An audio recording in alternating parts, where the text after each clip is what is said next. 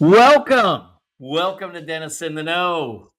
Chatty, great to see you. Everyone out there, great to almost see you. Hopefully, you'll chime in and text us, let us know you're alive and talk to us. But we are the Dennis in the Know. We're without Dr. Jennifer Bell tonight, who is on a lovely family vacation. And so we wish her the best. Can't wait to see her again. Chad finally decided he was going to grace us with his presence tonight. I think he's been off for like 7 weeks or something like that. But anyway, we are the Dentists in the Know. We are your backstage pass for current trends, politics, and education in the dental world. We are live. We are over a lovely white blend from Davis Vineyards, one of my faves out there in the Healdsburg area of Sonoma County. And we're here to bring you all in the know. All three of us, Dr. Jennifer Bell, Dr. Chad Duplantis, and myself, are educators. We are all practice owners, and we are all dentists. Go figure. Tonight, we're going to have a cool little talk about bringing on an associate, because both Dr. Chad and myself have brought on new associates just last week, I believe, for both of us. So kind of cool. We're going to talk about that. We're going to talk about the onboarding process. Chad, I think, is going to do some news. So we got a great show for you. So Chatty, welcome back. Not sure where you were for 7 weeks, but man, it's good to see you. It's great to be seen, man. Good to see you. How's life treating you? Well, it is. This is not gonna tally up as one of my favorite summers. But a lot of stuff kind of putting a lot of stuff in the rearview mirror, I should say. So I'm looking forward to that. And anyway, we're almost there. But good news is, new associate, Dr. Chris Howard, joined me at the dental practice last week, and really excited because he comes with a lot of great surgical skills that he's bringing from his residency, and I know you brought one on too. Absolutely. We have Dr. Lauren Daly in our practice now, so it's an honor to have her as well. So, well, I guess we'll get to that in a few minutes. But I have to say, I haven't seen you guys in a few weeks. So, Do you remember what I look last like? week, Did you remember did I remember what? what I looked like? Yeah, I did. I did Okay. somewhat. But last week was obviously July 4th, so that was out. The week before that, we were on family vacation, but the week before that, I was headed to sunny Florida for the Florida Dental Congress. And I will tell you, there are a lot of state events that are dying on the vine. Florida is not one of them. Yeah. So uh, kudos to Florida for a fantastic show.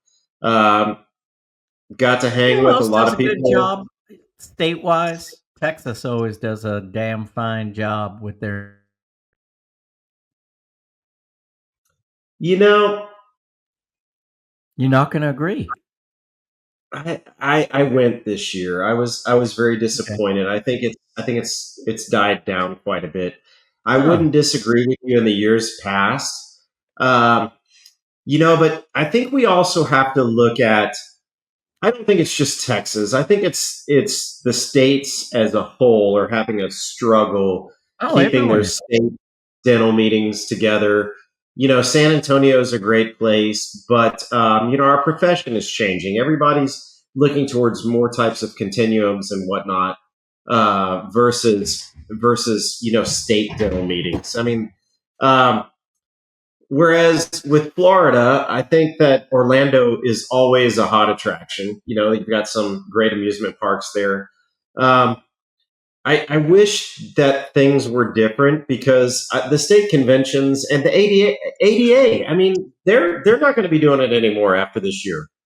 I think it's don't quote me. I mean, don't quote me if I'm wrong, but I believe this year is the last SmileCon Hmm. for the foreseeable future.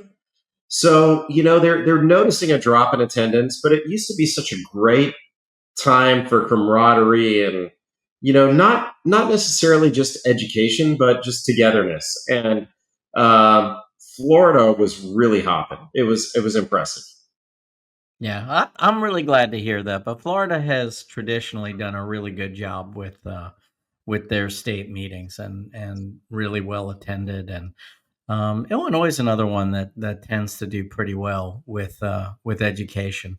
But everyone is seeing that change in education now, and no one has really been able to put their finger on the pulse of it, because there's the millennial generation, there's the Gen Zers now that are coming out and entering the workforce, and it's actually really different for what both of those groups want as well. And really, right now there are kind of three competing groups looking for education, and none of them really want it the same way. But the one thing I will say is that the Gen Zers really uh, they seem to value that one-on-one a little bit more than the millennial generation does. I mean, I hate to generalize, and it's never a good thing, but that's just what I'm seeing with my eyes, and certainly how it feels. But it seems like you said, and this really fits with what you just said about a lot of dentists looking for continuum learning, is I'm just happy to see a group that's looking for something that is rewarding to them in some way, and not just trying to check the box of CE. So, I think it's a good sign. I just think we still have a little bit to learn about how the Gen Zers want it. We do. And, I think if we look back when these state conventions were at their prime, it was definitely before the dawn of the internet. Hmm. And you and I are old enough to remember those days. And I mean, even when we were in dental school, the internet was a quote unquote thing, but it wasn't the thing. Now you can do hands on right on your own laptop and in front of in your own operatory, with the same supplies that the instructor is using. There's really not too terribly many enticing reasons to leave home. And the sad part is that I look at today's generation, including my kids, and I've always said this. I mean, we've become such an impersonal society.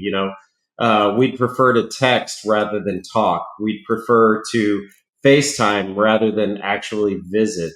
There's a lot of changes that are happening in today's generation that we just weren't really used to. I mean, I don't know how we operated without cell phones and the internet, but we did, and we did just fine. And things are changing. So I saw a report. It's all interesting points, but I did see a report that like Gen Zers are actually parenting very different than the millennials. So the millennials were really embracing with their kids and with cell phone technology. Our generation, of course, we didn't know, it just happened to us, right? Like, the cell phone era happened to us as parents, and so there was no precedent. We didn't know what was going to come of it. We didn't know that there was chat roulette and all these crazy things out there that were they're going to be a problem for our kids. And the millennials kind of embraced all that a lot, and um, they they tended also to really have a lot of cell phone use, more impersonal, not have so many rules for their young children. And there's a trend now with Gen Zers that are starting to parent, which is that they are actually coming back and instituting new rules about screen time. There seems to be a trend towards wanting to regulate some of that impersonal activity. So I think there's something good on the horizon.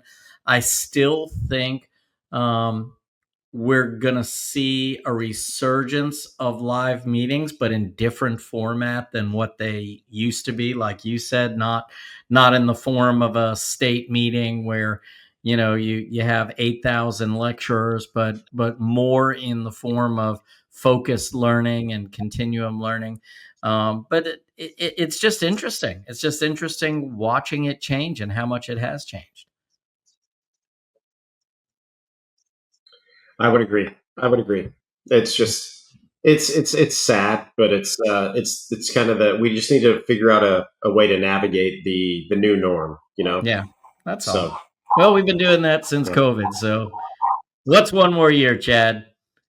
absolutely right. Yeah. Isn't that hard to 3 years believe? to build a And building. hey, What's one more year? I don't think we're going to celebrate tonight, but I think it deserves to be brought up. Is that tonight represents 5 years since our first show. Hi, Mazel Tov. Mazel tov. That's right, man. Isn't that awesome? 5 years we've been doing this. Well, cheers to you, buddy. And Cheers to cheers you. to JB wherever you are right now. And this is sad. I mean, I usually know exactly where you guys are at. We always know what we're all doing. And this is the first time I don't even know where she's on vacation, to be honest. I believe she's in Spain. Spain.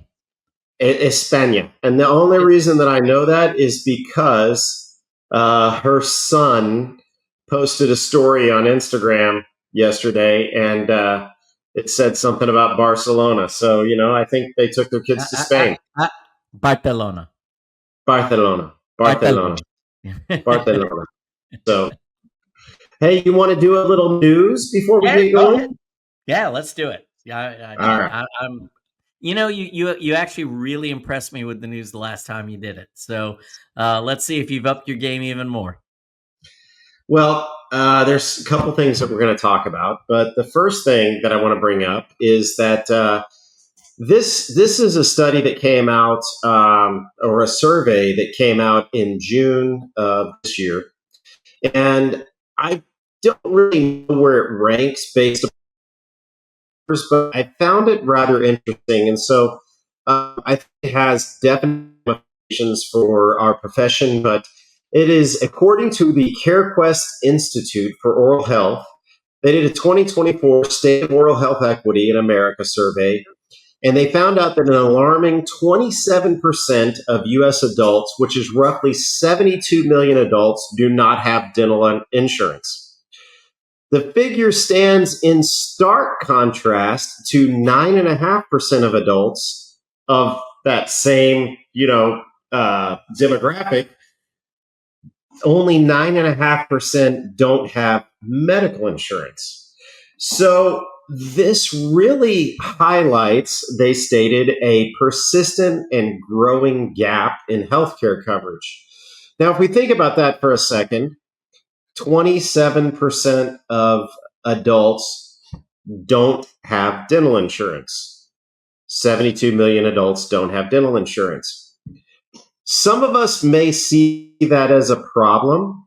However, others of us might see that as an opportunity, because if we have patients without dental insurance, then we don't necessarily need, at least if roughly a quarter of the adult population doesn't have dental insurance, why are we so damn concerned about assigning ourselves to policies or accepting insurance policies?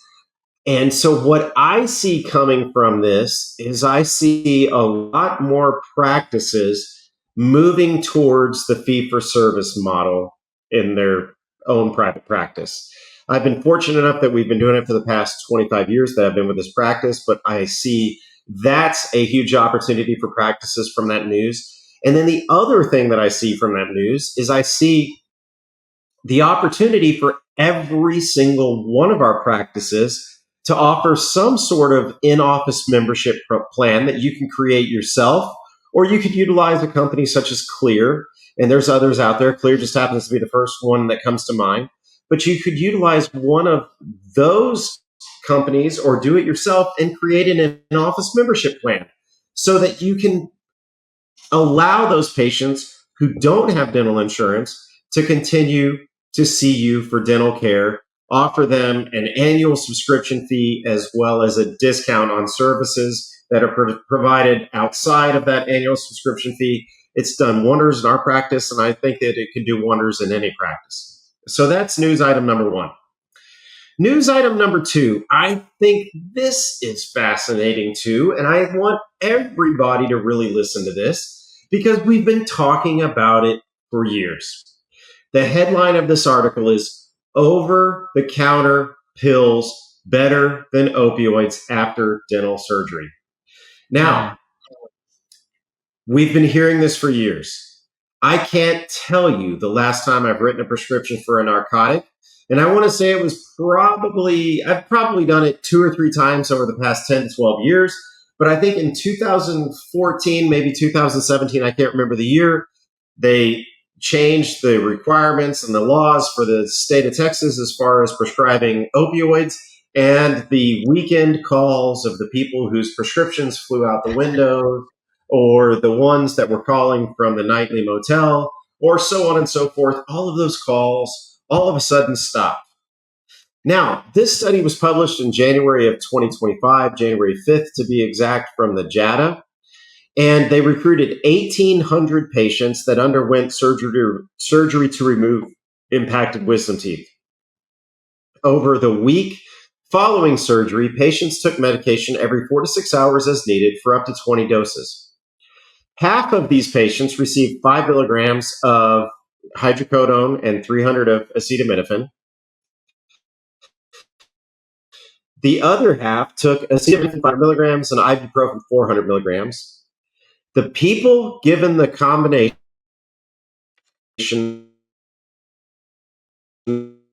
of acetaminophen and ibuprofen experienced less pain.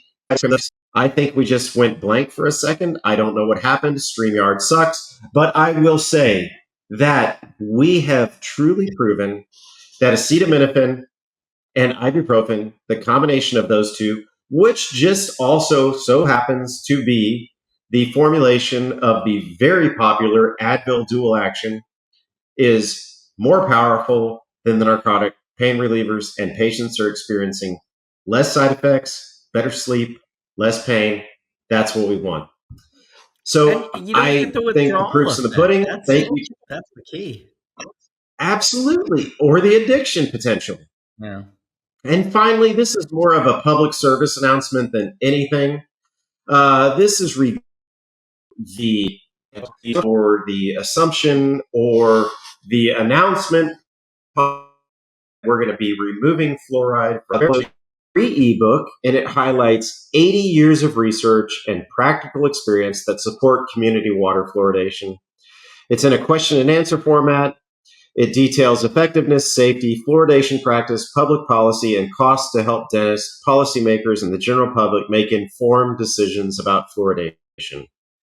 Whether you're an ADA member or not, I highly suggest that you download your copy of Fluoridation Facts, the ebook, because I think that we all need to be well informed. We all need to understand what's going on and what's the possibility of being removed, but really, what are the inherent risks or dangers associated with fluoride? So, once again, ADA published that article on opioids. ADA also published the ebook on fluoridation. Once again, I want to thank the ADA. I want to thank Dr. Brett Kessler for his outstanding job at the helm of the leadership for ADA. And that, folks, is the news for tonight. Nicely done, Chad. I'm gonna give you a little golf clap. Thank you. Yeah, nicely done. Yeah, take that, JB. Yeah, take that, JB. Anyway, we can handle it when you're not here. God, I wish he'd come back. 25% of the patient population without insurance. And then if you think about what is the percentage of patients with insurance that still want to do the right thing and want the comprehensive treatment plan and are not driven by the insurance that they have. that's got to be another 10, 15%.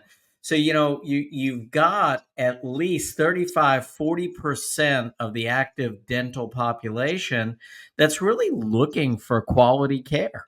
And so, the fact that we're all catering, or that a lot of people are saying we've got to cater to only those people who are insurance minded and what their insurance is going to cover, well, you're only one step away from losing a lot of patients. You're only, one fee schedule change. You're only one procedural change away from, having to make that decision that could drive a lot of those patients that are financially bound, to the cheapest option. It's just not a great place to be in the world. You know, Fighting your way to the bottom is not where you want to be. And unfortunately, so many plans are just not increasing their fee allowance, or they've got all these people in, and then they start tweaking it a little bit and tweaking it a little bit and changing some of the allowances, and changing some of the rules about when this code can be used with this code and when it can't be used. And suddenly dentists find themselves in a spot where they're working harder and making less money, and they're having to see more patients with less income. And I forgot who I was talking to about this, and I'm rambling a little bit because this is actually a sore spot for me. Is when I watch new dentists say, "Well, I want to be busier. I want to be busier. I want to be busier." And I want to see a patient in each room every hour. And I'm like, well, would you rather do 3 big cases at a normal fee schedule allowance, or would you rather be running from room to room for 8 straight hours, get home where your neck starts hurting within 10 years of your starting practice? I mean, being busier is not always being more productive. It's not working smartly. And so I think there's just so much opportunity out there, with so many people now working for corporate entities that are all within plans, and working for large groups. We've talked about this for years, the fact that more dentists, more general dentists work for large groups and corporate entities now than are in private practice, by a pretty good margin.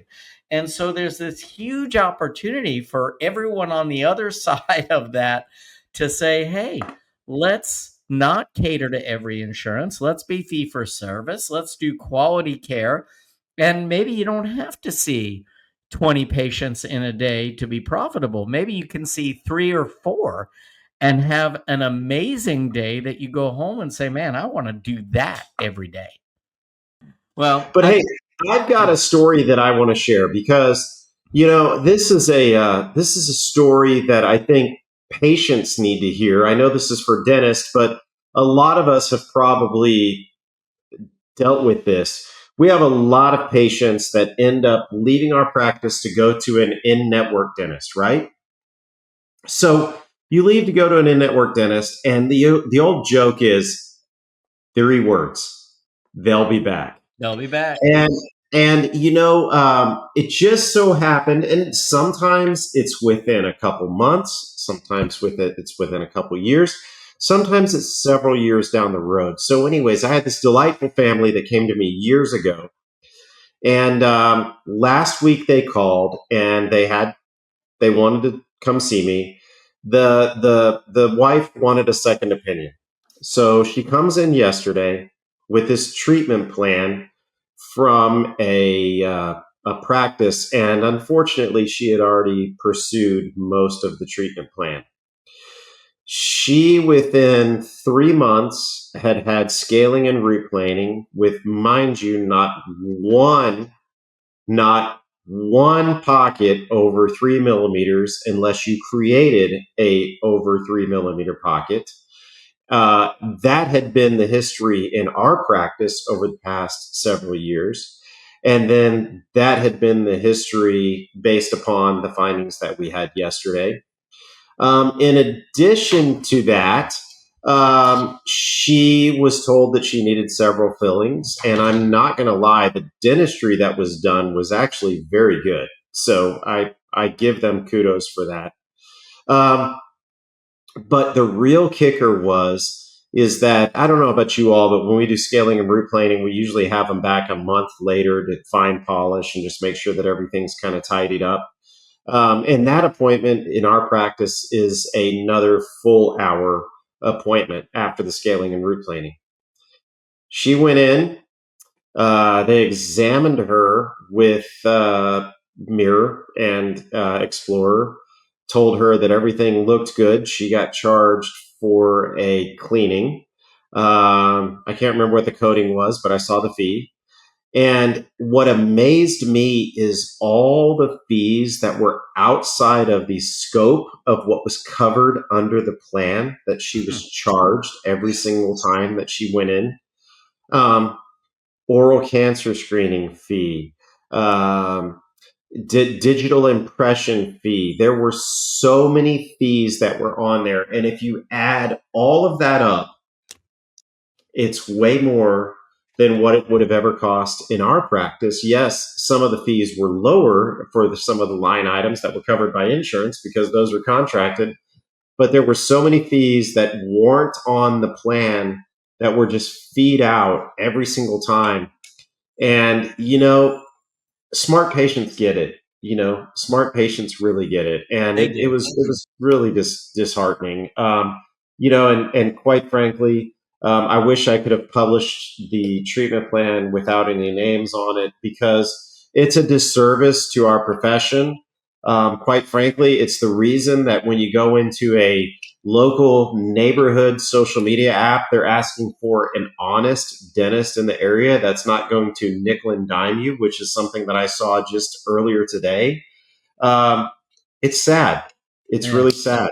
Oh, So, I agree, but there are some patients, and it's the same patients that will leave you as soon as somebody else accepts their plan and does so in another, does so in a way that maybe doesn't necessarily mean that they're being 100% compliant, but there's so many people that make their decisions, just strictly financially based. And I get it. If you have a big family and, if you're getting dinged for 25 or 30 bucks on every single cleaning, yeah, it can add up. But look at what all is being charged, and then ask yourself if there's an office that's willing to just keep throwing all these extra charges on, knowing what you spent there. Are they doing it? Are they not doing it? Is this the person that I really want responsible for my dental health care? And that's why so many come back, because you're right. They're smart. They see it, Chad. yeah, they do. It's sad. So, and I think this is kind of, Jeff, this conversation is kind of a perfect segue because you mentioned Yeah. something earlier into talking about, bringing on an associate because there was something that you mentioned earlier about being busy. We've got a new associate and we're trying to teach the quote unquote ropes of the insurance game to the associate, and when I say game, what I mean by that is how do we appropriately relate to patients? How do we determine what we do, what we hold off on, and everything? But let's talk about this associate thing for the time that we have left, and how it works. You've had several associates. You have one that you have two that bought practices of yours, Yeah. correct? Yeah. Well, And actually not. The my first in Conway, my main practice, my associate bought that practice. In this practice in Murrells Inlet, it was actually another dentist that I am now partnered with. that purchased this practice. But my associate from this practice originally was going to be the one that bought that practice. He ended up moving down to the Hilton Head area. So, Okay. and purchasing a practice down there. Yeah.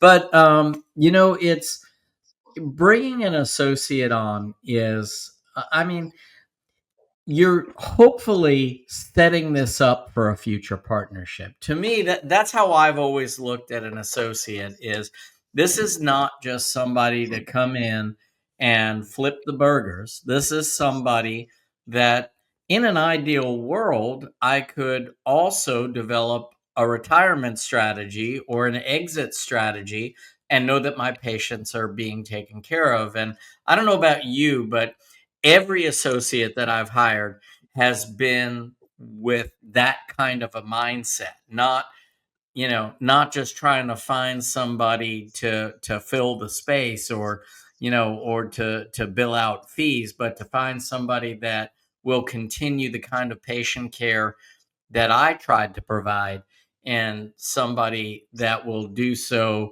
with a lot of integrity, and that, as that partnership builds and as that friendship and camaraderie build, that perhaps this is part of the exit strategy for myself. So I'm sure you think the same way when you're looking for an associate. Well, we had this conversation this morning, Jeff, and Mhm. I was trying to figure out the appropriate way to verbalize it outside of the fact that stream.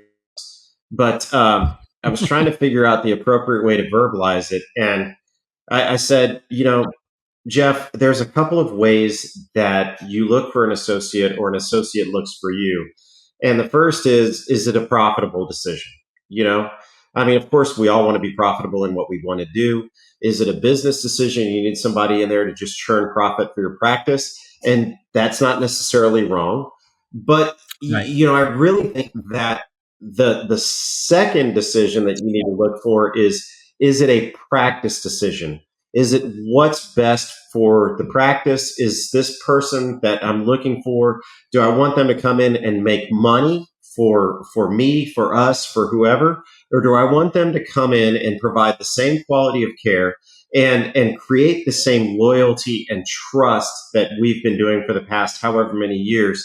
And really become an integral part of the practice and potentially take over the practice.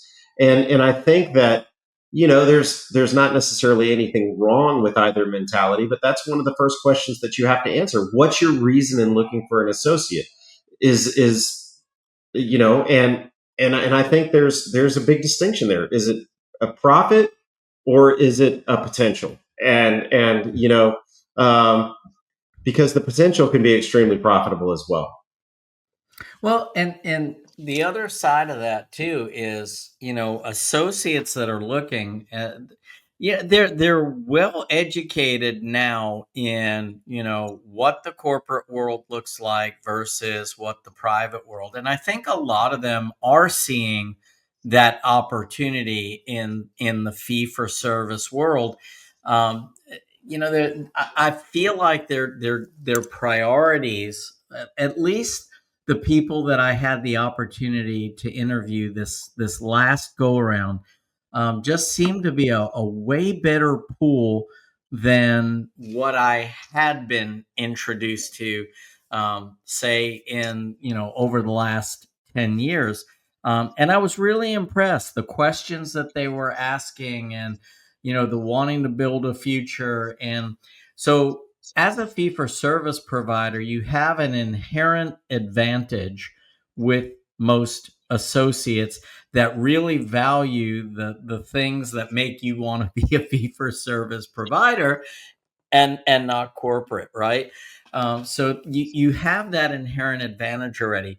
The disadvantage is maybe you can't sign that big bonus check like someone else can, but I think that they really see that. Like so many of them see through that. Yeah, I can get a big bonus check today, But then, the HR department can nail my ass 2 years down the road and say, hit the road, buddy, or I'm cutting your patient load, or, you're never going to be more than just a burger flipper here. So there's, I think the pool is getting smarter. I think the business savvy of some of the people coming out is richer now.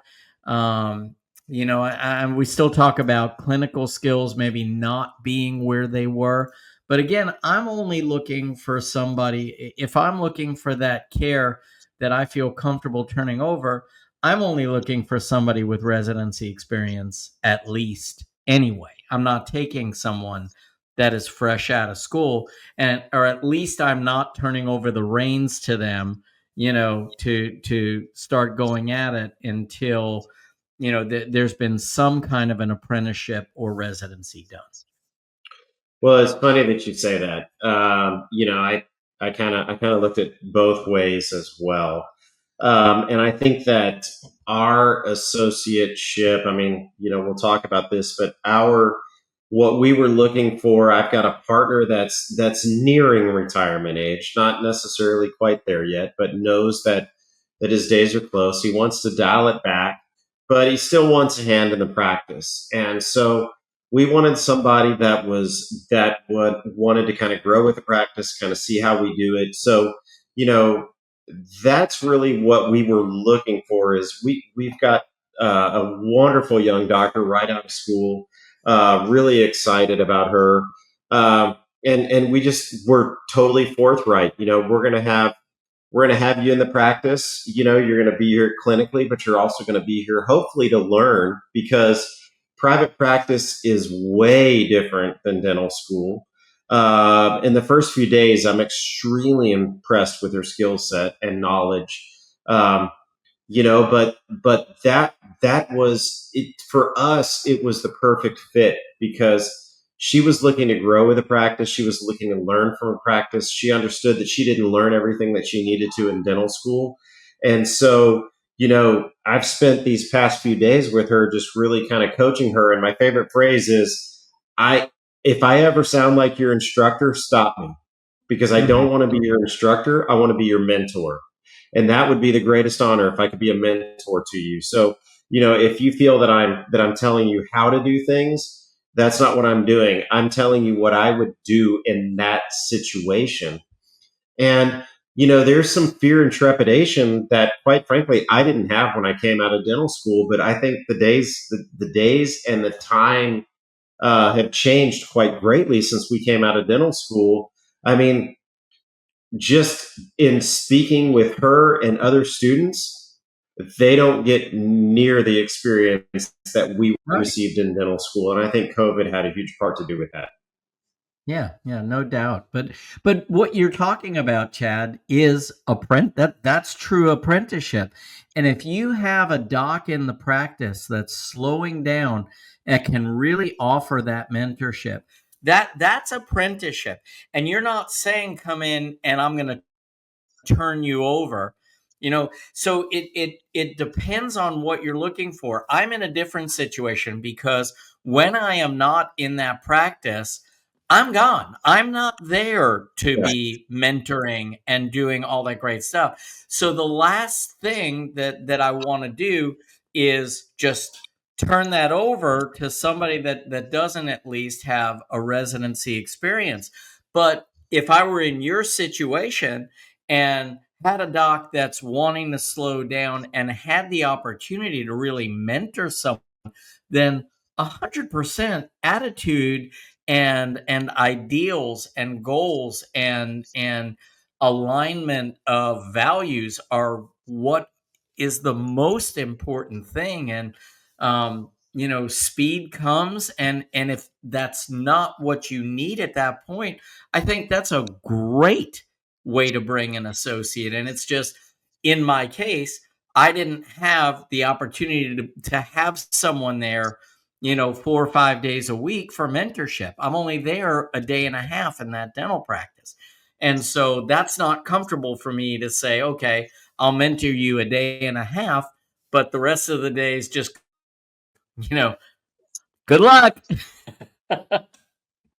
Yeah, yeah. And it's interesting too. I'll tell you a little thing that happened on her first day, and if she's by chance listening, I want to tell her that this is a compliment rather than anything else. But she had a patient that came in and went in and treatment planned the patient and everything. And I said, okay, what are you going to do?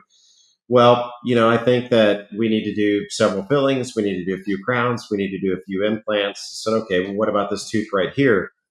What's that going to be? Well, that's going to be an implant. I said, okay. I said, is this patient leaving with a referral because we don't place implants within our practice? Is this patient leaving with a referral for the extraction and the implant placement? Oh no, I can get that tooth out. I said, well, you know what? I said, I can too. Mm-hmm. And I said, the Just question because you becomes, can doesn't mean you yeah, should. could you or should you? And there was a pause for a second, and I said, look, I said, we can both go extract this tooth right now. I said, it's going to be a slam dunk. I said, however, are you going to do the sinus lift? Well, do we know that the patient needs a sinus lift? Well, based upon the PA alone, they probably are. I said, but we don't have a CBCT, which we need to get. And I said, but, probably a sinus lift, definitely some bone grafting. There's going to be a huge void left behind by that. And I said, and there's also the possibility that this tooth could be extracted, the implant could be placed, the bone grafting could be done all in the same day. We cover it up and we let it heal, and it saves them 3 months of healing time. So do you still think you can get that tooth out? Oh, I know I can get that tooth out, but I shouldn't take that tooth out. That's exactly right. That's exactly right. And that's worth more than a year of dental school. Honestly, Yeah.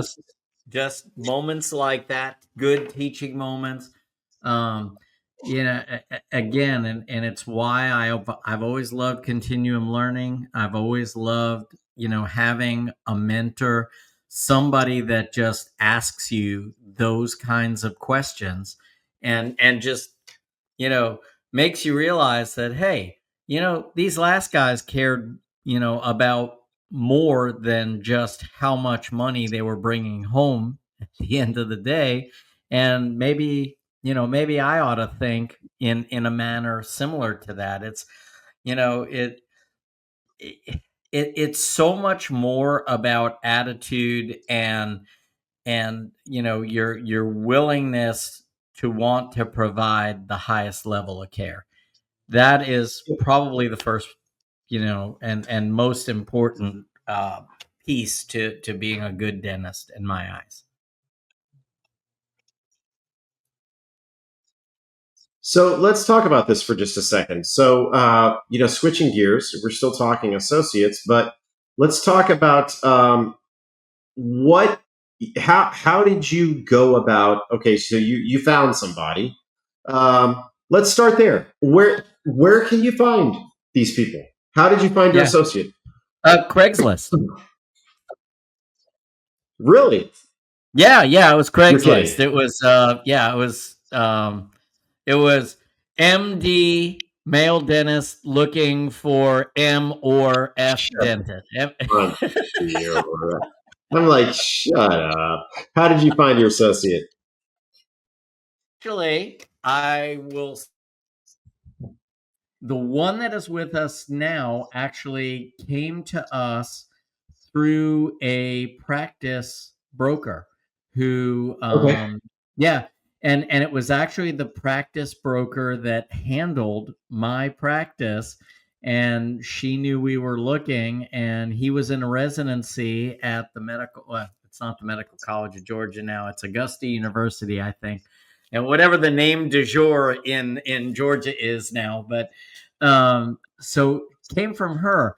But I had also I had worked with our friend Paul Goodman Yeah. at Nachos, and I had used Dentist Job Connect um, to interview several other dentists, and I had some really great interviews. There are a lot of solid dentists that have utilized that site, and it's a really good resource to find people. But I had three great interviews from Dentist Job Connect, and one of them was almost hired, and this fella came along, and it just everything just kind of fell into place.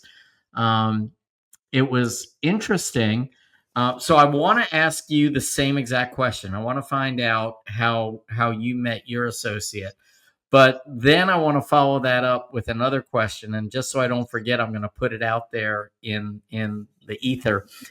Is what was at the top of your associate's mind, as far as, how when you interview someone you can always tell kind of what the motivating factor is for them. What is the thing that you can tell is going to be a deal breaker if you're not able to provide that?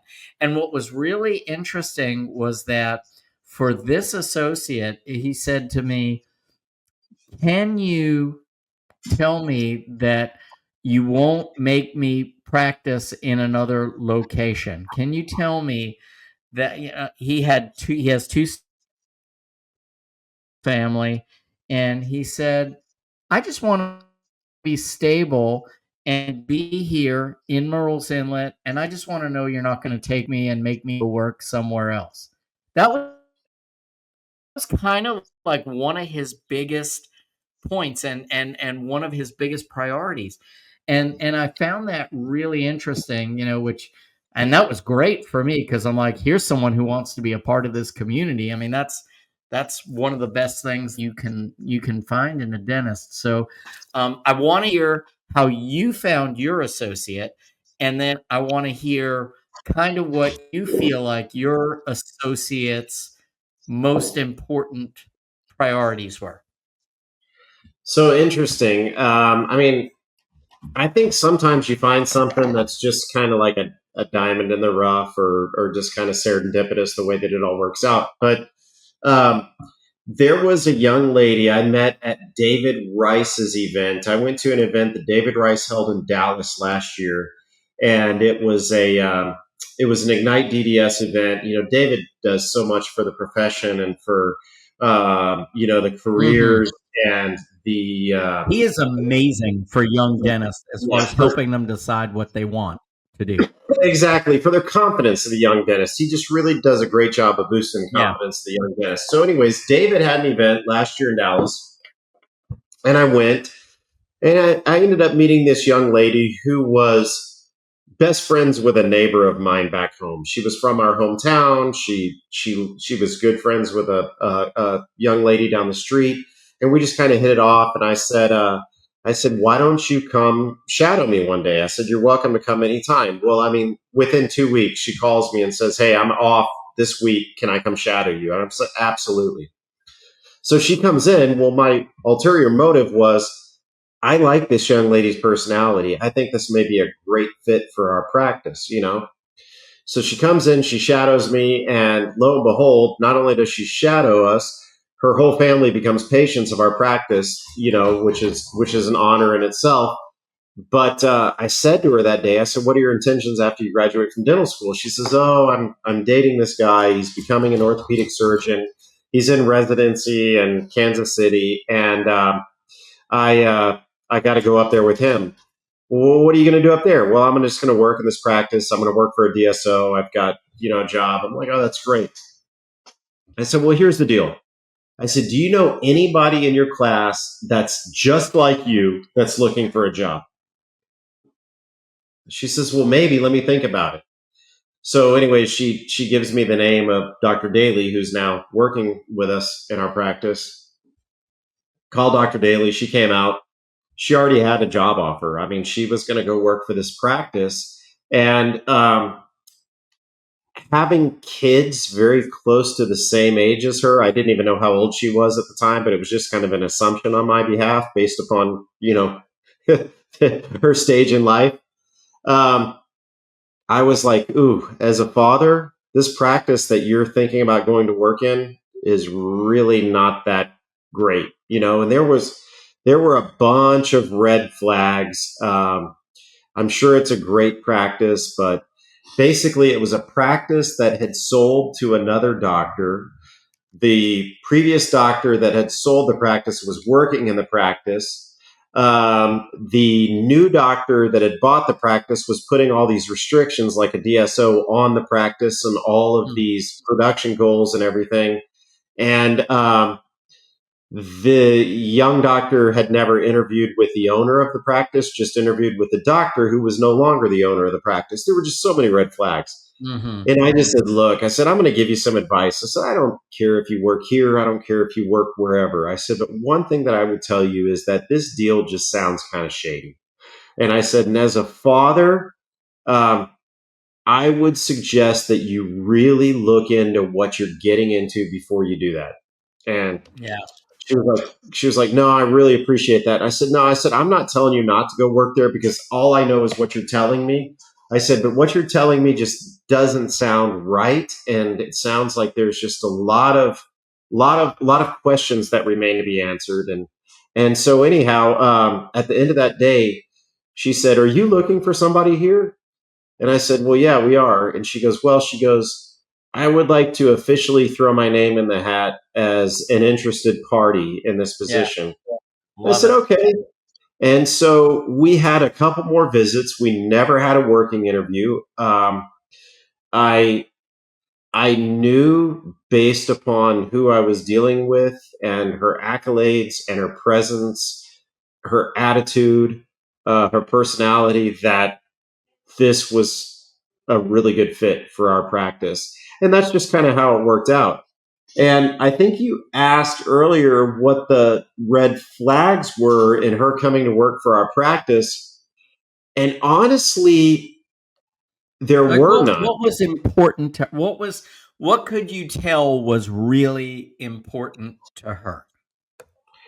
I knew what was important to her was a I'm trying to figure out how to say this because it could be a benefit and it could also be a detriment. But what was important to her was the way that she felt when she was in our practice. She realized that we were very personable with our patients. We knew all of our patients. We go into the room and we'll talk about cats, dogs, grandkids, great grandkids, whatever. She really liked that about our practice. The reason that I say that it's kind of a detriment to a certain extent is, as my partner always says, sometimes you just got to read the room. Yeah. You may have a patient that comes in and needs a lot of work, but you've got to understand where that patient comes from, what drives that patient, and you may take that patient one tooth at a time you know whereas the other patient, it's not doesn't mean that you're not working towards a common goal, but I think that you're dealing with a deck of cards every single time, and you've got to play your hand appropriately. And I think that knowing your patients, knowing their needs, knowing their desires, knowing their history, uh, you've got to cater that treatment plan to that particular patient. And sometimes you've just kind of limp them along until you can get them into a better state of affairs. Yeah. Well, it's not. Yeah. I mean, I think that that's a great piece of advice that there is no constant formula that works. No. Anybody who tells you that, and that was some of the problem with, there were so many practice management firms, and not that they weren't great. I mean, we used over the years, 30 was it 32 years over that time. I mean, we had several practice management firms come through and help us, and I will say every single one of them elevated our practice in one form or another. But what I did learn is through all of those processes is that there is no magic formula that works for everybody. I think that piece of advice that you just gave, Chad, which is read the room, learn Yeah. people, learn how to listen to people and understand people. I think that may be the single best piece of advice we can give an associate. I totally agree. And I want to be mindful of our time. We're a little bit over, but as we're coming to the end, I want to say that one of the things that we didn't get to, but I think we do need to brush upon it pretty quickly, is what are some things, name 3 or 4 things that you think are really important to be in an associate contract. So, one is I'm never going to hire an associate that doesn't have a minimum buffer. I want them to come in, I want them to learn. I am never going to let an associate come into my practice and have to worry, am I going to make enough to feed my family? I think, it all depends what you're about, but I'm in it for the long haul. Every employee I hire, whether it's an associate or whether it's a hygienist or an assistant, every person that I want you here for the long haul. So for an associate, that means I'm going to give them a minimum buffer to where they don't have to worry, where is my next meal coming from? Which I think is a horrible situation for an associate to get into. The other thing that is not necessarily in the contract, but I say to every new hire in my practice, and this is not something you can write in a contract, but it's, I think, one of the most important points in any interview is anyone that comes into my practice. I said, really, what it all boils down to is one thing. The success that we have together all comes down to one thing. You have my back, I have yours. That's it. I promise not to back down from my end. If you treat my patients like they are your patients and like everything in your life depends on the care that you give to them, and you treat this practice as if you owned 100% of it and you take care of me, I promise I will have your back for whatever you need. And I think, you know, that is it. I just had to have a conversation like that today with one of my employees where I said, remember that conversation that we had at the interview where I said, it all comes down to this. You have my back, I have yours. That's the only way we really get ahead in this world is with good team skills and partnership. I think the other thing that's important for most dentists to be comfortable with is, I mean, you got to have a restrictive covenant, even though they may not be able to be completely enforced. That there does need to be some there needs to be some kind of mention of, hey, you can't just come work here, I provide all this mentorship, and then you just open a new next door. I just that's So I do think that that's an important piece is, to establish something that's really reasonable to say, listen, I want to give you all the tools to succeed and maybe end up being the person that owns this practice in the long run. But I also need some assurance that, all of that mentorship doesn't end up with you opening up a practice right next door, and we know they can't solicit the patients, but just by the way things go, the people you have relationships with will move over to you. So I just want some assurance that, for my goodwill and the time that I want to invest in you, that you're comfortable in saying, okay, I won't do that. And so there's give and take in all of it, Chad. But those are three things that are really important to me. I totally agree.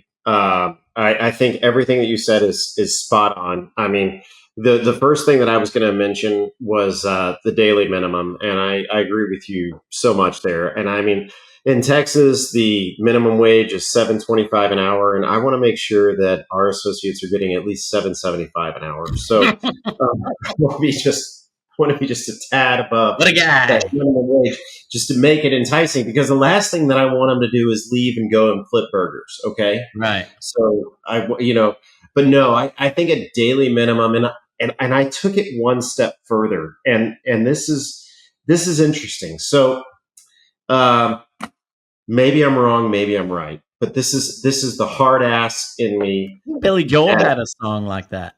yeah, yeah, yeah, yeah. Maybe I'm crazy.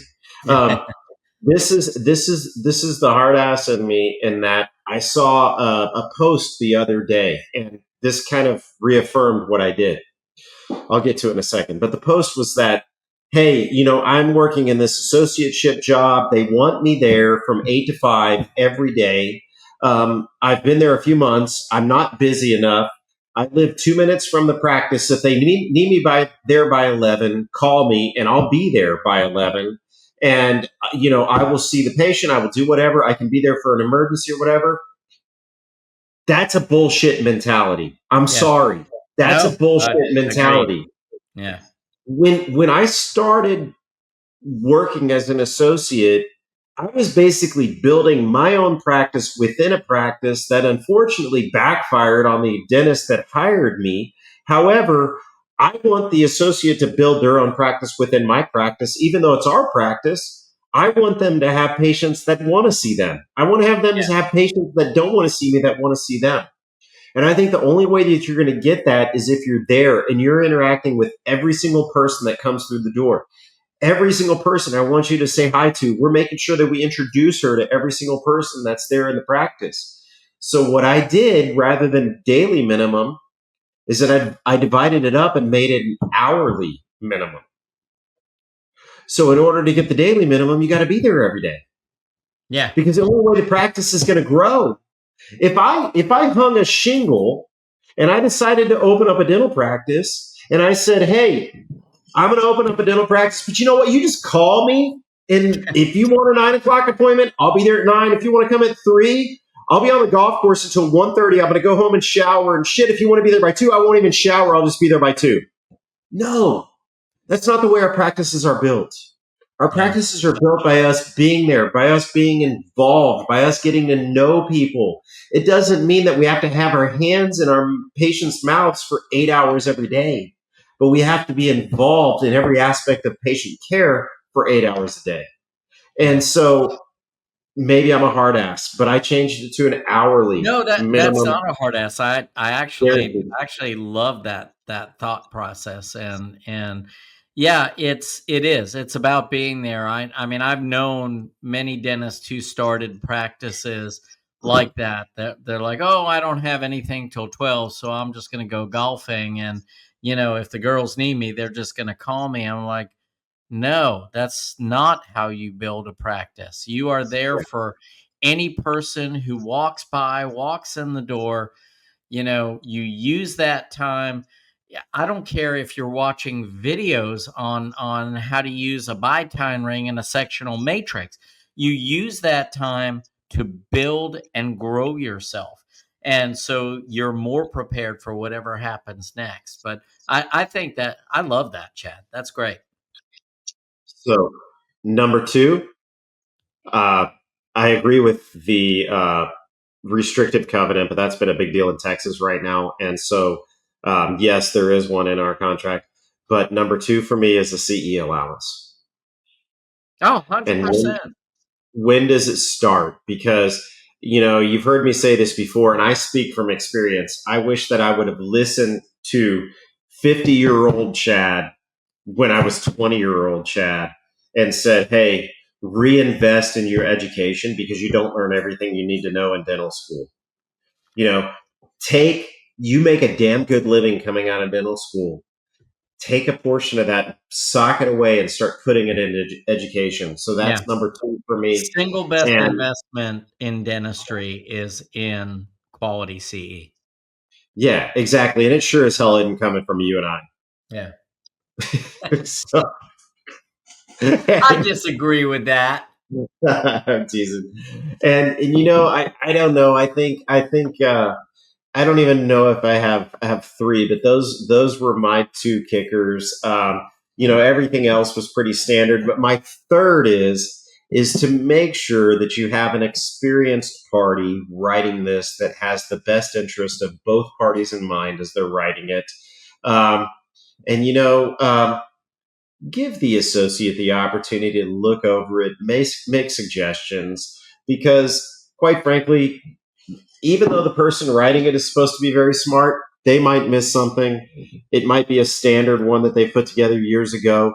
There may be things that both of you want that's just not in there. Let everybody take a look at it, do notes, take a couple jabs at it. Don't take the first one, and really look through that contract and make sure that you're covered from head to toe, you know? Yeah. So that's a great point, and I know we're way over, so I want to be brief about this comment, but I think you just hit on something really big.